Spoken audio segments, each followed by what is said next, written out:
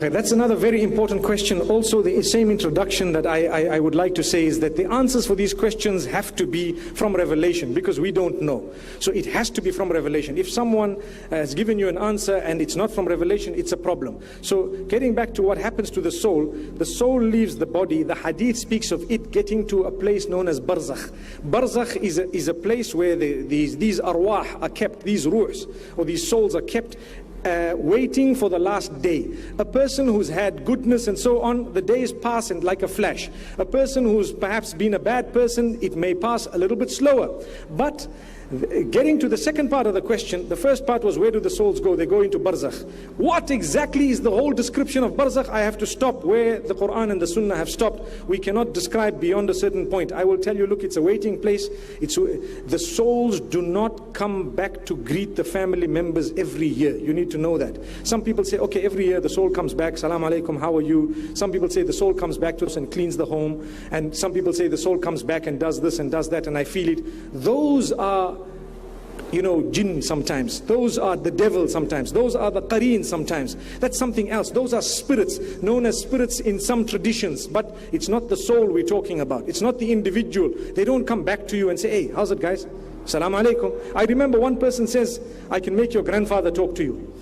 And then the brother says, I went to the man and I said, okay, let me talk to him. And he says, I heard my grandfather's voice. I promise you it was my grandfather. Brother, they're fooling you with the jinn.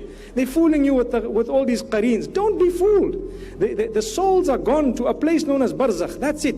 Allah subhanahu wa ta'ala knows best. When it comes to the connection of the soul and the body, Allah subhanahu wa ta'ala lets the body feel the punishment together with the soul in a way that He knows fit, that we don't know the explanation of. That's what it is. So when we say adhabul qabr and the punishment of the qabr, it is a reality and it is felt, body and soul. How? I don't know. Allah knows. I stop at that and I believe it, because I cannot add or subtract. I have to say, Ya Allah, one day, well, I don't even want to be shown it, because I don't want to be a part of it. But one day, if you are curious, perhaps if you get to the other side, you can ask, say, Ya Allah, how did you do that? How was it? For now, it's called belief. We believe in the unseen. Someone might say, well, these people, their bodies were, lost, or their bodies were perhaps disintegrated because of something. And how would they be punished?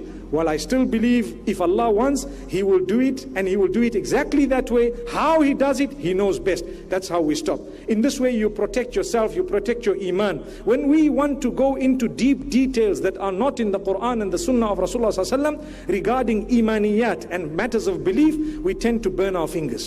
When we burn our fingers by starting to add extra, cream on the cake and something which is not supposed to be, that's when we falter. May Allah subhanahu wa ta'ala guide us, and may He make us from amongst those who do not become so inquisitive that we start asking questions that are part and parcel of where we're supposed to have stopped in terms of belief. May Allah subhanahu wa ta'ala help us. I just want to clarify that last point. What this means is, yes, you are allowed to ask questions, and you're allowed to ask any question you want under the sun. But if the answer of the question is not found in revelation, and that question is connected to belief, then just stop there and say, look, Allah knows best. That's it. And you will save yourself. Wa sallallahu ala nabina Muhammad. Jazakallah khair. Thank you so much, sister.